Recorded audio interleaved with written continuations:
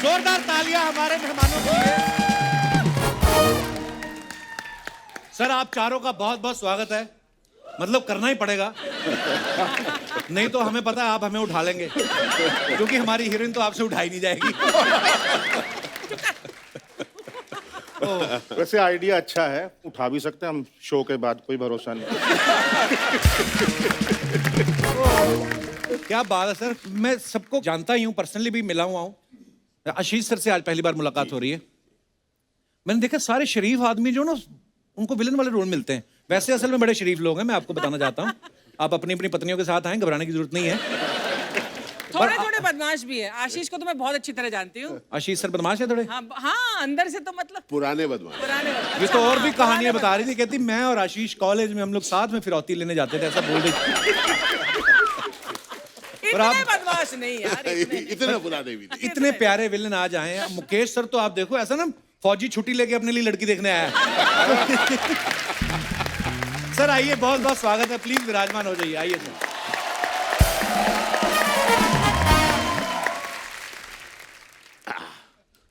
वाह, पाजी आपको पता है, आप भले हमारे शो पे पहली बार आए, लेकिन हम आपको देखते रहते हैं, इतनी सारी फिल्मों में काम किया है। आपके तो सूर्यवंशम के इतने बड़े फैन है हमारे सोनी टीवी वाले, हर हफ्ते 2 बार चलती है जी। आप ये समझिए 1500 करोड़ लोग सूर्यवंशम देख चुके हैं। आप सोचिए 150 करोड़ हमारी जनता है, सबने 10-10 बार देख ली है। बिल्कुल बिल्कुल। बच्चे बच्चे को बताया कि भानु प्रताप को खीर जहर वाली किसने खिलाई थी। तो सवाल मेरा ये है सर, आपके घर में जब मेहमान आते हैं और आप उनको कहते हैं कि हमने आपके लिए खीर बनाई है, तो वो खा लेते हैं? सॉरी, हमारे थोड़े ऐसे ही सवाल हैं, थोड़े बहुत। सूर्यवंशम का मुझे याद आता है, उसका वो हाल रहा बचपन में। पंजाब में या गांव में आपने देखा होगा, बसेस चलती थी जी। तो शोर डाला जाता था रूट का नाम लेके। हाँ। नवाशहर नवाशहर नवाशहर नवाशहर। हाँ। मतलब फिर देखता था नवाशहर नवाशहर नवाशहर। तो वही सूर्यवंशम का किसी ने देखी है, कोई रह गया क्या है, कोई रह गया तो वो भी आ जाओ। कमाल के किरदार निभाए आपने, बड़ी खुशी हो रही है आज आप हमारे शो पे आए। अच्छा, मुकेश सर का नाम ना, अगर आप पूरा सरनेम इनका देखो, मुकेश ऋषि, बड़ा आयुर्वेदिक नाम है। काम इनके सारे मारकाट, वसूली। सर ये बचपन से आपने सोचा था बड़े होके मैंने ये वाले रोल करने हैं? नहीं नहीं, बिल्कुल। एक्चुअली मेरा तो कोई फैमिली से था नहीं फिल्मों में ना। तो जब फिल्मों के लिए मिलना शुरू किया तो मेरे अंदर जो भाव थे, मैं उनके साथ जुड़ा हुआ था। अच्छा जी। एक किस्सा सुनाता था छोटा सा। यश चोपड़ा जी के साथ मेरा मीटिंग तय किया गया। मैं उनसे मिलने गया तो अंदर गया, मिले मुझसे, पाँव छुए। तो बोलो बेटा क्या करना चाहते हो? मैंने कहा सर मैं विलन के लिए कोशिश कर रहा हूँ। तो बड़े प्यार से कहा बेटा मेरी फिल्म में तो विलन होता ही नहीं। मैंने कहा सर बिल्कुल ठीक कहा आपने। मैंने पाँव छुए, मैं आपको मिलके अच्छा लगा, क्योंकि उस वक्त मैं घबरा भी सकता था, क्योंकि हमें कोई बताने वाला नहीं था कि एक्टिंग है क्या, करना क्या चाहिए, अप्रोच क्या करना है। तो मैंने सोचा जो मेरे अंदर है वो थोड़ी सी एक्टिंग कोर्स करने के बाद लगा कि मुझे लगा कि शायद यही है एक्टिंग जो मेरे अंदर हो रहा है। तो इवेंचुअली वही हुआ। जब पहली फिल्म मिली गर्दिश, तो उसमें उसी तरह के भाव क्या बात थे। किरदार किया था सर आपने, बहुत बहुत ही कमाल। आशीष सर को भी हम कब से फिल्मों में देख रहे हैं, ओटीटी पे इतना अच्छा काम कर रहे हैं, साउथ की फिल्मों में भी आप काम कर रहे हैं। 30 साल हो गए सर आपको इंडस्ट्री में। हमारे शो पे आज आए आप, तो विद्यार्थी से प्रिंसिपल बनने का वेट कर रहे थे आप, मतलब इतने साल लग गए सर। अब देखिए, मतलब मैं तो बहुत 30 सालों से यहाँ पर तो था, पर आज आपकी टीम ने सोचा कि अब वो कुछ इस जगह पर पहुंचा है कि यहाँ पर इनवाइट किया अरे जाए। सर हमारा सौभाग्य आप आए हैं। नहीं, मुझे बहुत अच्छा लग रहा है। मैं आपको सालों से देख रहा हूँ, तो सभी देख रहे हैं। पर पता है, एज एन एक्टर हम लोग सब बहुत सीरियस हो जाते हैं अपने काम जी। से। कॉमेडी की ये खासियत होती है कि अगर हम हल्का रख पाएं अपने आप को, जी।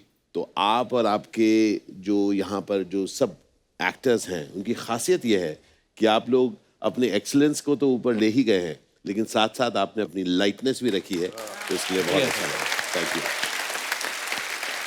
पर वैसे देखो कितने प्यारे बोलते हैं, कितनी प्यारी स्माइल है। फिल्म में आपको देख के डर लग जाता है कि ये बंदा कुछ भी कर सकता है। मैंने देखा सनी देओल के साथ जब इन्होंने किया ना, मैं कहा जो बंदा सनी देओल के साथ ऐसा कर सकता है, हमारे साथ क्या करेगा?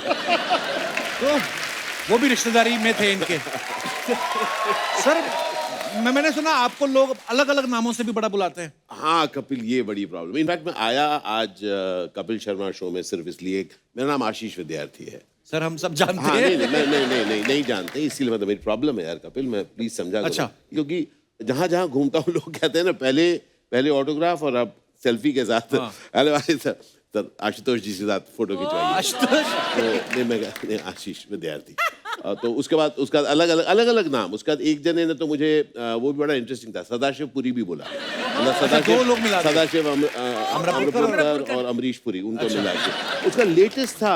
अर्चना किसी ने कहा अपने बच्चे के साथ फोटो खींचो हिमाचल में, फोटो खींचो। बेटा पहचान नहीं, गिरीश कर्नाड जी है। तो मैंने अपनी टीम से बात किया, मैंने कहा हो क्या रहा है यार, लोग नाम नहीं जानते। तो उन्होंने कहा कि सर कैसे जानेंगे नाम, आप क्या कपिल शर्मा के शो में आए? मैंने कहा नहीं आए। तो जाइए। तो मैं वाकई में इसलिए आया हूँ कि ताकि लोगों को पता चले कि मेरा नाम, आप बताइए नाम क्या मेरा?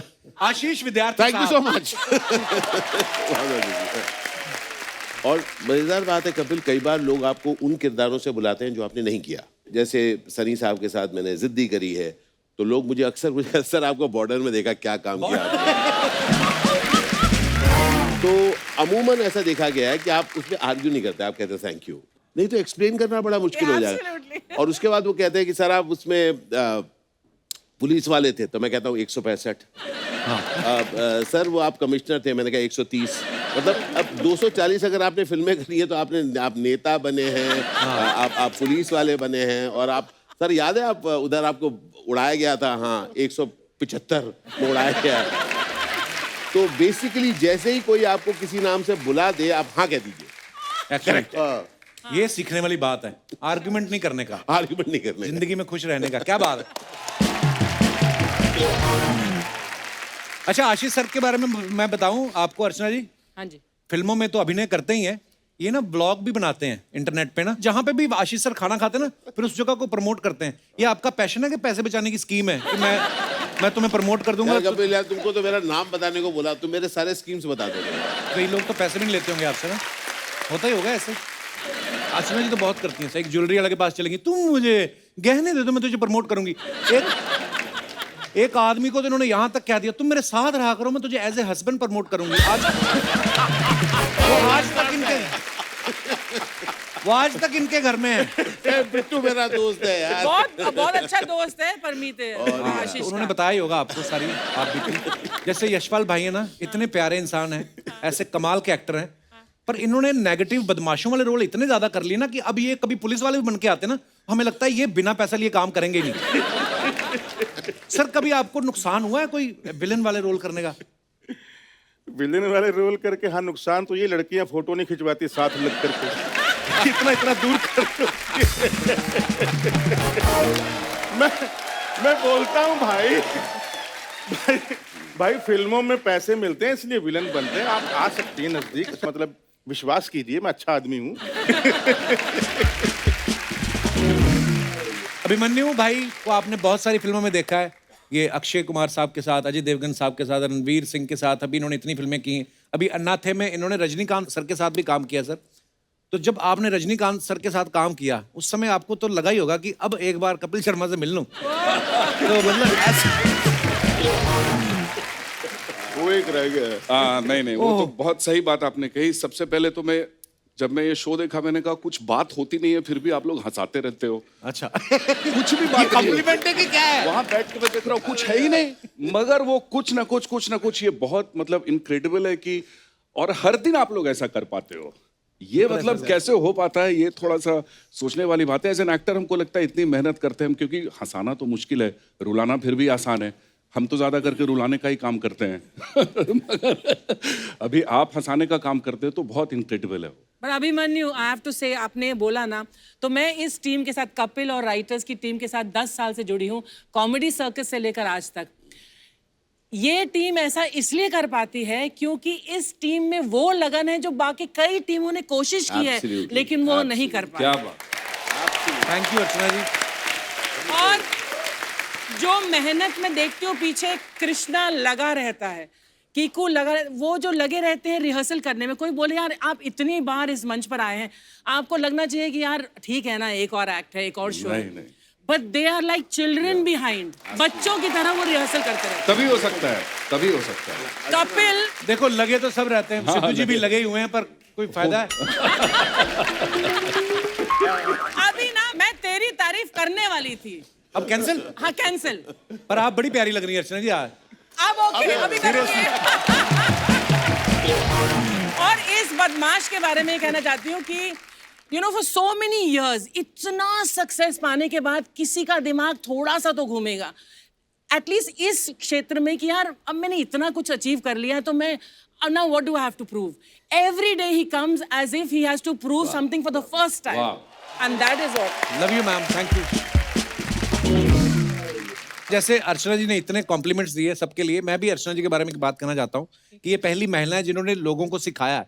हालांकि हम लोग कितने भी पंचीज बोले अर्चना जी के ऊपर, अदरवाइज आप देखें तो कितनी ब्यूटीफुल, कितनी नॉलेजेबल और कितनी ग्रेसफुल लेडी हैं। जी। पर हमारा यही असूल है कि अपना मजाक खुद का उड़ा लो, उसके बाद अगर हम किसी का उड़ाते भी हैं तो कोई बोल नहीं सकता कि भाई नहीं। हम तो अभी अपना करते Very हैं। nice. तो ये जरूरी है।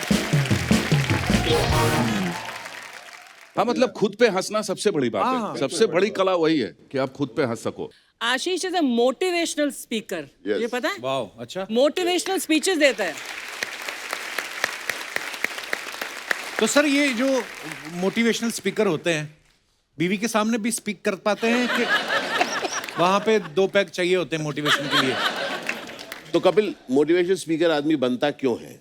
खुद को मोटिवेट करने के लिए। देखिए सारी अच्छी चीजें यहीं से पहले शुरू होती है ना, कि किसके लिए कर रहे हो भाई, अपने लिए करते हैं, उसके बाद दुनिया। But jokes apart, film industry बड़ी इंटरेस्टिंग है कि हम लोग सब काफी सालों से इस इंडस्ट्री में हैं और हम लोग जानते हैं कि चढ़ाव तो ठीक है, उतार बहुत जोर से लगती है।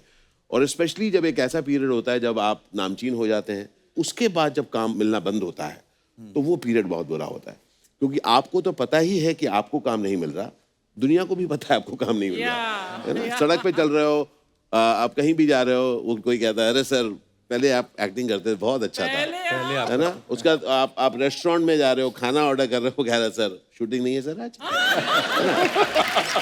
तो खाना भी तो खाना आई एम श्योर आपके साथ भी होगा। लिफ्ट में आप जा रहे हैं, चढ़ रहे हैं, कोई एकदम सामने खड़ा है और आप आपकी तरफ स्माइल कर रहे हो और आप ऐसे दिखा रहे हो कि आप मैसेज भेज रहे हो जबकि सिग्नल स्ट्रेंथ नहीं है। और लकीली उसी दिन लिफ्ट कई जगह पे रुकती है और आप नीचे जाए जा रहे हो और आप ऐसे ही दिया और वो इंटेंटली आपको ही ताके जा रहा है और फाइनली जब आंखें मिलती है वो कहते हैं नो शूटिंग टुडे। मतलब आप लिफ्ट में खड़े हो गए, तो ऐसे में मोटिवेशन की जरूरत होती है, इसलिए मैं हमारे साथ तो ये भी हुआ ना कि आजकल साउथ में हो, हाँ कर बॉम्बे में नहीं है कुछ। अर्चना जी तो मुझे ये कह रही थी कि मुकेश जी ने साउथ की इतनी फिल्में कर ली हैं, अब ना ये देख के बता देते हैं कि कौन सा नारियल पानी वाला है, कौन सा मलाई वाला। ये बता रही थी।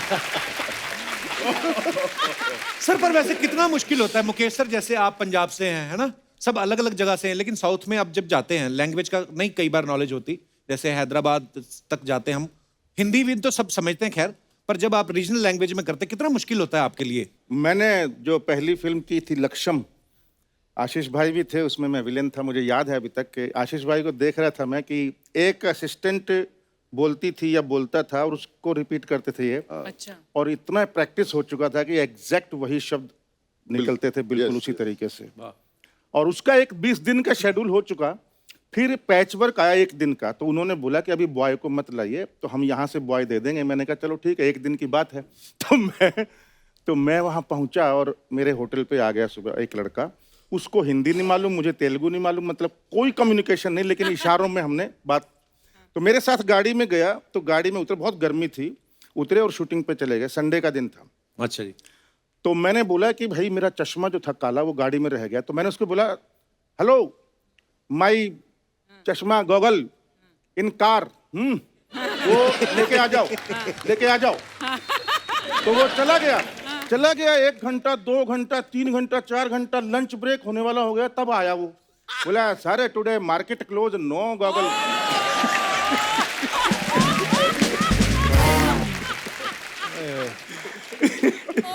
तो ये साउथ का कम्युनिकेशन गैप रहा मेरा बहुत खतरनाक।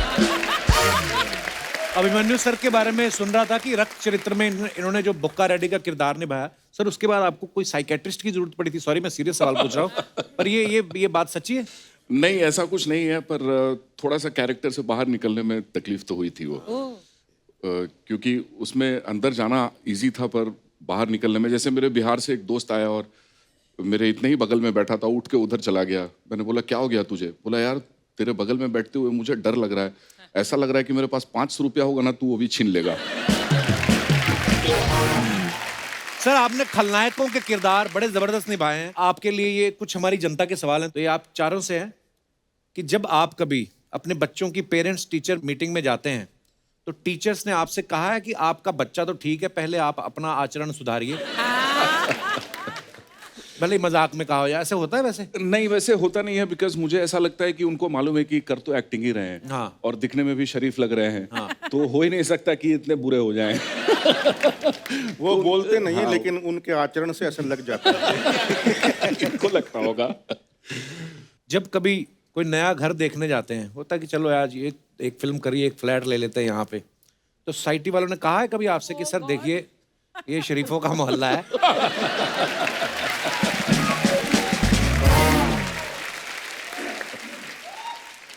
पर मैं आपको बताता हूँ, कुछ ही साल पहले तक जी एक्टर्स को लोन नहीं मिलता था हाउसिंग का। Absolutely right. हम लोग सब उससे गुजर चुके हैं। और मैं आपको बता रहा हूँ, कई बार लोग थोड़े क्रूअल भी हो जाते हैं। तो मुझे याद है कि एक टाइम में देयर वाज अ एब इन माय करियर, और तब मेरा बच्चा नर्सरी में गया था। अच्छा जी। तो मैं उसके प्ले स्कूल में गया था, तो हमारे साथ एक सज्जन थे, कुर्ते में थे। मैंने कहा हेलो, उन्होंने कहा नमस्ते जी। और बच्चे का ना वो जो टैग रेस होता है ना, वैसा था। तो मैं प्ले स्कूल में इधर खड़ा हुआ था, बच्चे को ऐसे ऐसा कर रहा था, सब लोग अपने अपने बच्चे को ऐसे कर रहे थे, बच्चे अपने चल रहे थे जैसे। तो काफी टाइम था। तो उन्होंने मेरी तरफ देखकर कहा कि छोटे छोटे रोल करके कैसे चलता है आपका? है ना? तो मतलब हाँ। तो क्या होता है, जो एक्टर जो होता है वो पब्लिक प्रॉपर्टी होता है। आदमी कभी भी कुछ भी बोल सकता है आपको। सो जी हाँ, होता है। नहीं बिल्कुल सही बात बोली। कभी कभी लोग बड़े ऐसे क्रूल हो जाते हैं। हालांकि एक्टर जो होता है ना, मुझे ऐसा लगता है कि सबसे ज्यादा सेंसिटिव लोग होते हैं, तभी तो अपने इमोशन अच्छे तरीके से आपको एक्सप्रेस कर पाते हैं।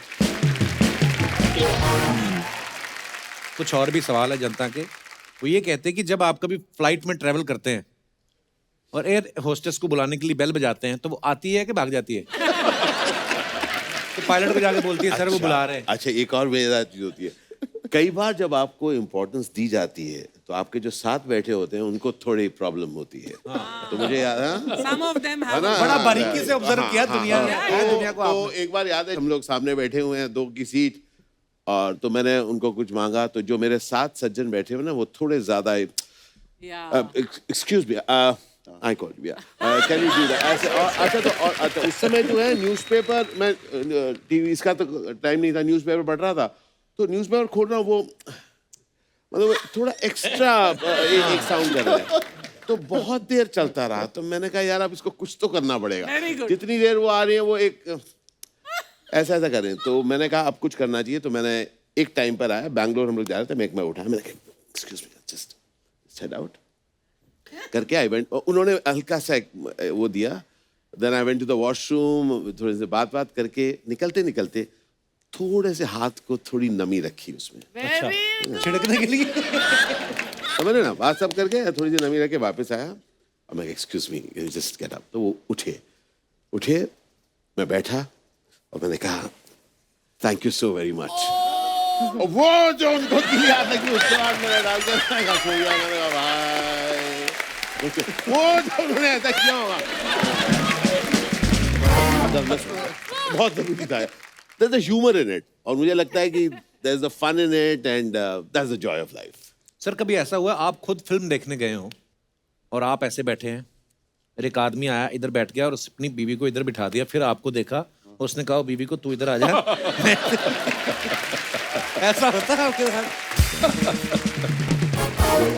बहुत से गजब का किस्सा याद है, ये मेरे साथ नहीं हुआ था। हम लोग मेजर साहब की शूटिंग कर रहे थे। अच्छा जी। पुणे में, और तब वो ATR एयरक्राफ्ट चलता था। हाँ। और उसमें उस वक्त सीट नहीं दिए जाते थे, आप जैसे जो पहले आया बैठ जाते। और हम लोग सब बैठे, तो Amit ji was travelling back. तो अमित जी ने वो फर्स्ट रो में एकदम मतलब जिससे आराम से बैठ सके वहां पे बैठना जा रहे थे, तो कोई और बैठा होता है, कपल वाज सिटिंग। अच्छा जी। तो एयर होस्टेस ने जाके एक रिक्वेस्ट किया कि इफ यू डोंट माइंड वो बैठना चाहेंगे। तो हस्बैंड ने कहा what's your problem, I have taken the seat ना, I am travelling with my wife. Wife कहती है जाओ ना पीछे।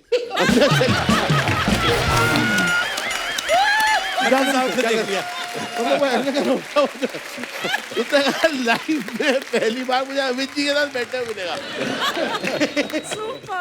कभी आपके किसी फैन ने किसी ऑकवर्ड सी जगह पे आपको सेल्फी के लिए पकड़ा है?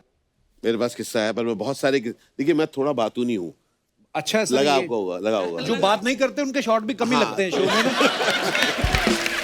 अच्छा, मैं इतना मैं बचपन से मैं ये भी पूछना चाह रहा था कि आप एडिटिंग यहीं पर कर लेते हैं या बाद ये में सामने तो बंदा बैठा है, उसी समय लिखी जा रहा है यशपाल की 4 लाइनें एक कटेगी।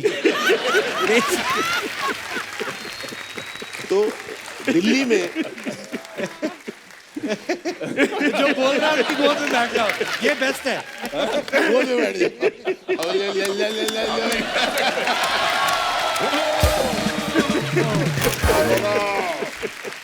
और ये मोमेंट तो कभी नहीं कट सकता था। हाँ। जी सॉरी सर। तो दिल्ली में एक होटल में मैं एक टॉक देने गया था, मेरा एक मोटिवेशनल टॉक। तो हम लोग वो बात करके I went down to the washroom. अच्छा जी। तो कुछ लोग होते हैं ना जो थोड़े स्टाइल में रहते हैं ना, थोड़ा सा स्टाइल में। तो एट द वॉशरूम हम लोग खड़े हुए हैं ऐसे करके, जो भी सब करके जब बाहर निकल रहे हैं वो कहते हैं do you know I am going to be the first person who is going to ask for a selfie in a washroom. I said don't even try. मैंने स्कारफेस जैसा एक लुक दिया उसको। मतलब लोग कहीं भी कुछ भी कह सकते हैं सर, और आपके ऊपर आप कैसे हैंडल करते हो। बड़ी बार होता है सर, कई अजीब अजीब सवाल पूछते हैं। जैसे ये बाथरूम वाली बात करें तो एयरपोर्ट पे मेरे साथ भी कैसा, और जब सारी चीजें क्लियर हैं फिर भी कई लोग पूछ लेते हैं अच्छा आप भी बाथरूम में? नहीं हमें तो आता नहीं, हम तो टीवी वाले हैं। ऐसे कभी कभी 6 महीने बाद मैं कहा मेरे चाचा जी आ रहे हैं, कमोड में से निकलेंगे अभी।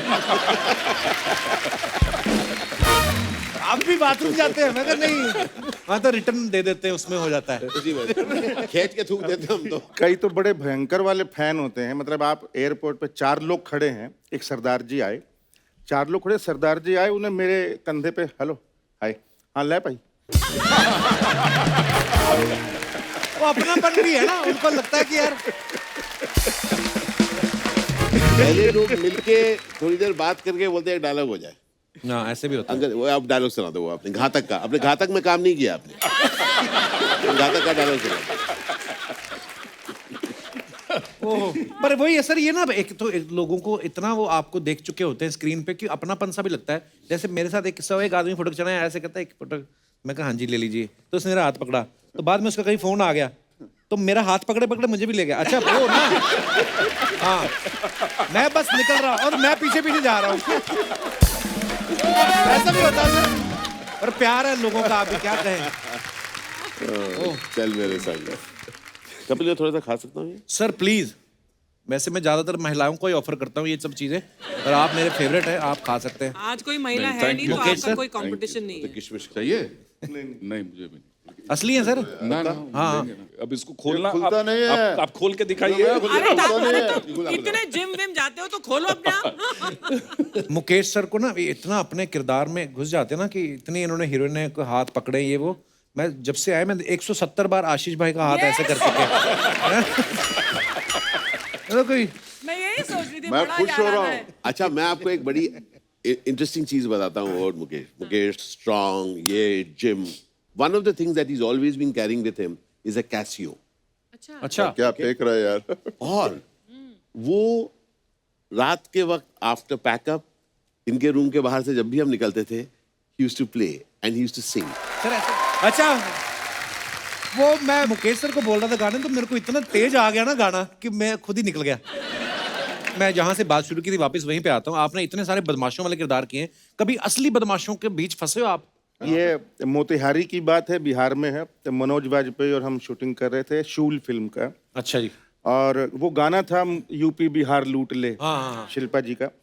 तो उसके एंड में गोली बजती है मनोज वाजपेयी की और गाना बंद हो जाता है। तो जब जो बंदूक मनोज वाजपेयी के पास थी वो बहुत ही मॉडर्न थी। मतलब तो उन्होंने बोला कि यार बिहार के गांव में साला ऐसी बंदूक कौन देता है पुलिस वालों को, तो कोई देसी टाइप की है क्या? तो सर्दियों के दिन थे, कंबल लपेटे हुए थे, कम से कम भी 20 पिस्टल ऐसा बोला ये चलेगी, ये चलेगी, ये चलेगी, ये चलेगी। मैं कसम से कह रहा हूँ, सायाजी शिंदे और जितने भी हम सब लोग थे, हम हमारे विलन गया भाड़ में, हम ऐसे हो गए कि हे भगवान यहाँ से किसी तरीके से निकले बस। ये तो वही बात है कि रियल इससे किस्सा। माचिस मांगी और सबके निकाल ली। बाप रे। अरे बाप रे। सर कभी कोई आपने ऐसा रोल किया हो जो बाद में लगे आपको कि यार ये मैंने क्यों किया, या देख के खुद ही हंसी आई हो कि यार ये है? कौन सा रोल मुकेश सर? मेरा नाम है बुल्ला। वो तो क्लासिक हो वो उस चुकी वक्त मैं नया नया था और मेन विलन की कर रहा था। वो फिल्म मुझे मिली, पैसे अच्छे मिल गए वहाँ। अब ये जो लाइनें हम सब ने बोली, मैं, मोहन जोशी साहब सब ने, इनको किसी और दूसरे तरीके से बोला ही नहीं जा सकता एक्चुअली क्योंकि वो इतना ड्रामा है उन लाइनों में। लेकिन मुझे नहीं मालूम था कि उसके 20 साल बाद इस फिल्म की लाइनें, मुझे सबसे पहले अगर किसी ने कहा इन लाइनें के बारे में, वो तो सैफ अली खान साहब। अच्छा। उन्होंने मुझे बताया तुम्हें कुछ पता है तो कंप्यूटर के ऊपर क्या हो रहा है? मैं क्या नहीं, तुम्हारी वो बुल्ला की लाइनें हैं इंटरनेट पर। हाँ। तो उन्होंने कहा इस मोस्ट हर्ड मोस्ट सीन, वो लाइंस ऐसी कुछ बोली। उसके बाद फिर वो सारा सिलसिले शुरू हुए। अमेरिका से फोन आ रहा है, रेडियो स्टेशन से, वो इंटरव्यू हो रहा है, उसके बाद जा रहे हैं अभी हमारी बुल्ला पार्टी है। लेकिन मुझे खुशी है कि आज के जनरेशन ने उसे ह्यूमर में लिया है, उसकी गलतियां नहीं निकाली। फिर को हो ही जाए बुल्ला का स्टाइल। अरे यार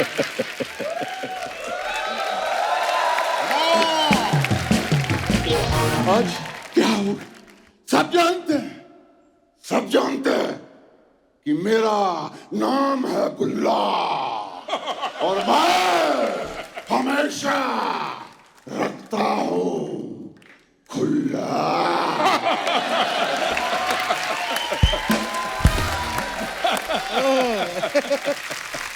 वाह क्या बात है सर। आप अपने फैंस के लिए जो फोटोग्राफ्स डालते हैं सोशल मीडिया पे, आपको पता है हमारी हिंदुस्तान की जनता कितनी क्रिएटिव हो चुकी है? बड़े मजेदार कमेंट्स लिखते हैं नीचे, मैं आपको दिखाना चाहता हूं कुछ, प्लीज।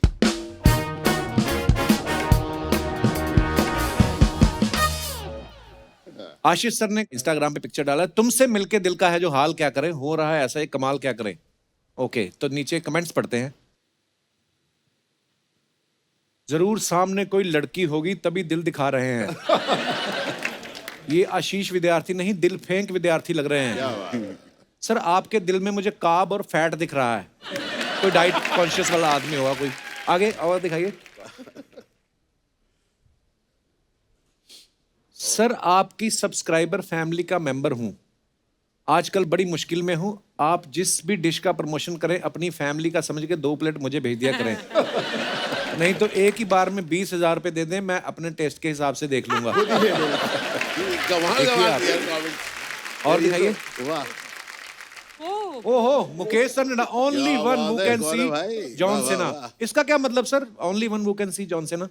ये कमाल हो गया था। मैंने रामलीला किया, अच्छा। स्टेज पे पहली बार ही गया मैं। अच्छा जी। तो जो साथी थे वो कहने लगे फोटो सेशन करते हैं, तो प्रेसिडेंट हाउस से पहले जो जगह है वहाँ हम लोग गए इस ड्रेस में, और वहाँ किसी ने फोटो खींच के वो ट्रैफिक ऑफिस में भेज दी। अच्छा जी। और मुझे नोटिस आ गया। अच्छा, नोटिस आ गया, हेलमेट नहीं पहनी हुई थी। तो है तो हेलमेट वहां पे।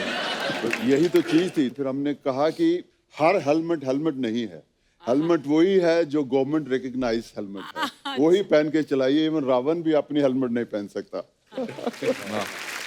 दिखाइए नीचे कमेंट। किसी ने लिखा गेटअप के हिसाब से तो आपको भैंसे पे आना चाहिए था। सर संभाल के धोती टायर में आ गई तो सटायर हो जाएगा। ऐसे कपड़े पहन के जाओ तो पेट्रोल सस्ते में मिल जाता है क्या?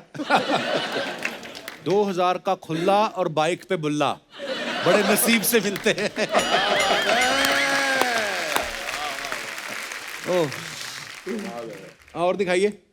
एक नहीं दो हैं फुटबॉल LOL। वाह। दिखाइए कमेंट्स।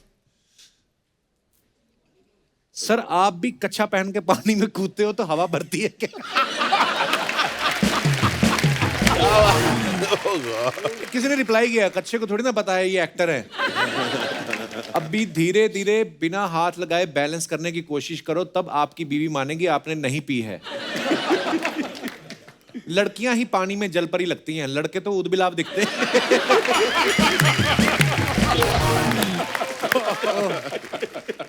और दिखाइए। लोटे वाला जलेबा अंडा मार्केट। मल्लीताल नैनीताल। मल्लीताल नैनीताल।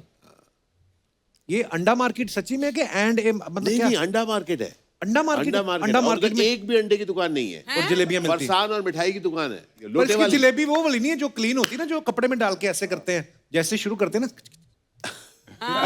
बीच में तोड़ते हैं ना, ये वाली मुझे लगता है थोड़ी। ये लोटे से बना। अच्छा, लोटे से बनाते हैं ये। चलिए दिखाइए कमेंट्स क्या क्या है। सर लोटा वाला जलेबा क्या मतलब? जलेबी खा के लोटा तैयार रखना पड़ता है। आशीष सर जलेबा का डिजाइन देख के लग रहा है आपने बनाई है। इसने रिप्लाई भी लिखा है, इसीलिए तो ये दुकान वाला गुस्से में है। और आगे दिखाइए।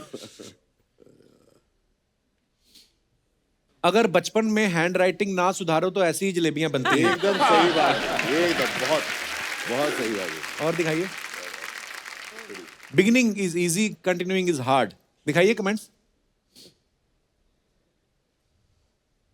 लगता है डेटिंग ऐप से लड़की सेट की थी, अब धोखा हो गया।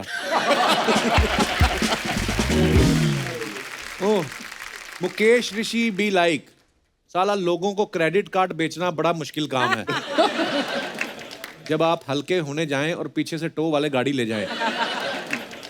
बुल्ला मत रखा कर स्कूटर खुला।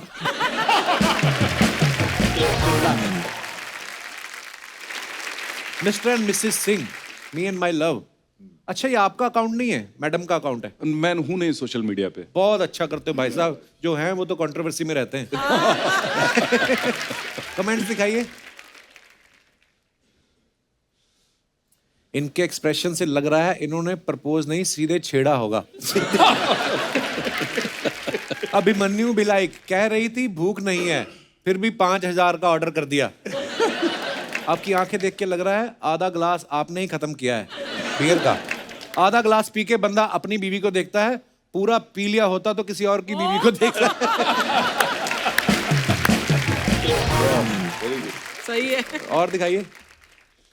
दिल साफ करके मुलाकात की आदत डालो, धूल हटती है तो आईने भी चमक उठते हैं। क्या बात है, बहुत खूब। दिखाइए जरा कमेंट्स। अर्ज किया है सफेद बालों में खिजाब की आदत डालो, बाल रंगते ही चेहरे चमक उठते हैं। सर मैं कितनी बार भी शीशा साफ कर लूं मेरी शक्ल नहीं चमकती है। किसने रिप्लाई किया तो एक बार शक्ल भी साफ करके देख। और दिखाइए। प्रोड्यूसर के खर्चे पे होटल में मजे लेता हुआ कलाकार। सही बोला भाई। इतने सारे विद्यार्थी एक साथ, इसे आप क्लासरूम बोल सकते हो। वाह, वर्ड प्ले। बहुत बढ़िया क्रिएटिव है। क्या- बहुत क्या- क्रिएटिव लोग हैं यार, Imagine, बहुत क्रिएटिव लोग हैं। और दिखाइए। कमाल है। ओहो ना, ओह, चार पाई को क्या हुआ? ये खड़ी बाइक पे बैठ के फोटो खिंचाना, ऐसी चारपाई पे बैठना, ये थॉट्स दिन के कौन से पहर में आते हैं आपके पास? दिखाइए जरा कमेंट्स। फर्नीचर तो ले लिया, अभी धीरे धीरे एक फ्लैट भी ले लूंगा।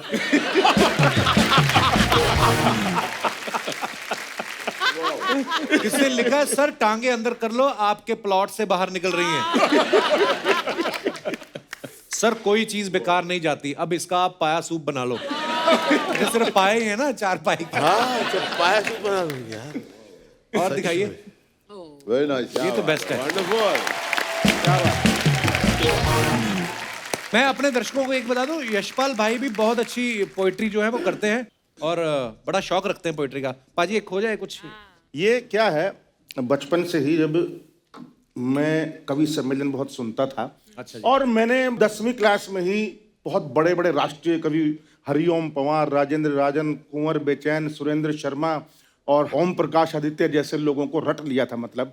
तो मैं एक कवि थे, एक राजेंद्र राजन, वो हास्य कवि थे। मैं एज इट इज जैसा वो बोलते थे वैसा बोल के 4 लाइन बताता हूँ कि हाई कमान ने एक नेता को पार्टी से निकाल दिया, यूं समझिए कि हीरे को कांच समझ के कीचड़ में डाल दिया, मगर नेताजी ने भी अपनी हार नहीं मानी। अगले ही दिन एक पान की दुकान खोली, जिसे देख हमारी पत्नी बड़े दुखी मन से बोली कि देखो ना, भाग्य की भी क्या अजीब विडंबना है, बेचारे कल तक नेता थे, आज पान लगा रहे हैं। मैंने कहा अरे बेवकूफ, वो कल भी चूना लगाते थे आज।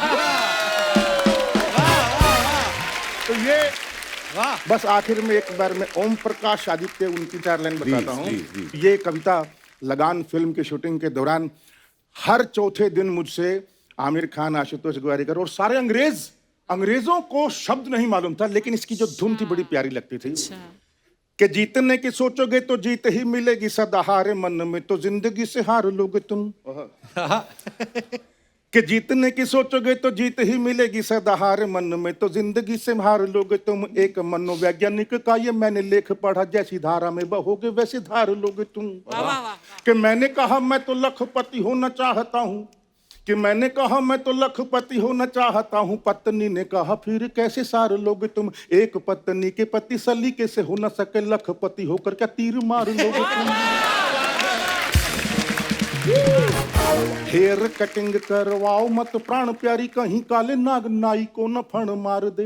हिरण से नयनों को ज्यादा न नचाया करो, कोई छैला सिंह हिरणों को न पछाड़ दे।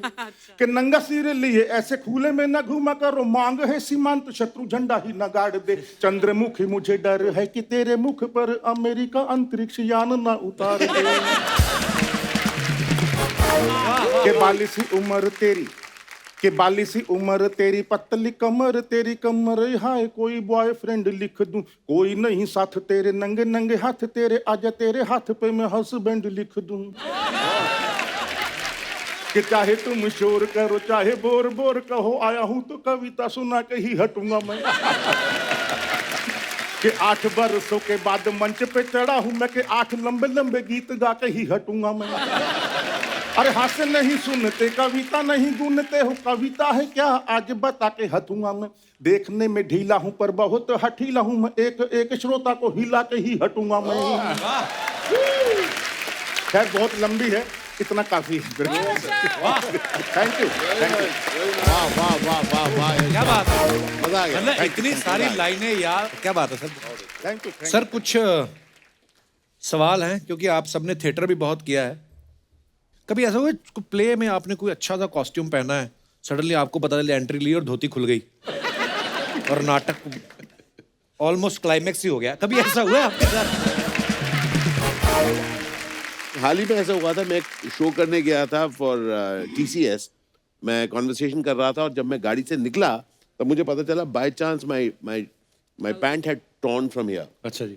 तो वो जो पूरा कॉन्वर्सेशन का था कपिल, मैंने लेफ्ट फेसिंग ऐसा ही करता रहा, and one of the critical things that you are get is, मैंने इस पाँव को पीछे रखा क्योंकि पूरा फटा हुआ था। अब कुछ करने को था नहीं, वहाँ पे सब लोग बहुत ही सोफिस्टिकेटेड लोग से बैठे हुए जो अंग्रेजी में बात कर रहे थे, और मैं भी उनसे अंग्रेजी में बात कर रहा था, और पूरे टाइम मैं ऐसे आगे आता था और उसके बाद मैं ऐसे ही पीछे लौटता था क्योंकि और जब वो एंड में वो लोग मुझे मिले भी, उन्होंने कहा स्टैंड स्ट्रेट, मैंने कहा no we will stand in an angular fashion. सबको मैंने एंगुलर खड़ा किया क्योंकि इस साइड तो पीछे छुपाना ही था। तो मेरे ख्याल से हम लोग सब करते हैं।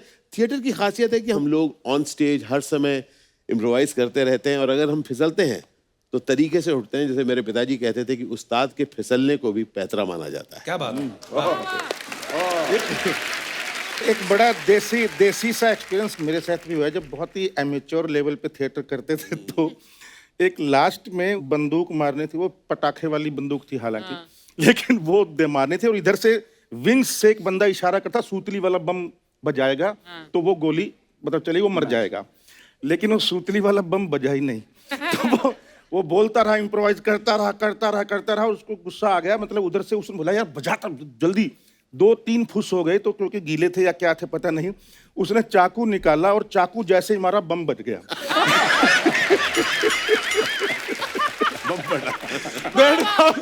कोई कमाल की कॉमेडी हुई, समझ गई ऑडियंस।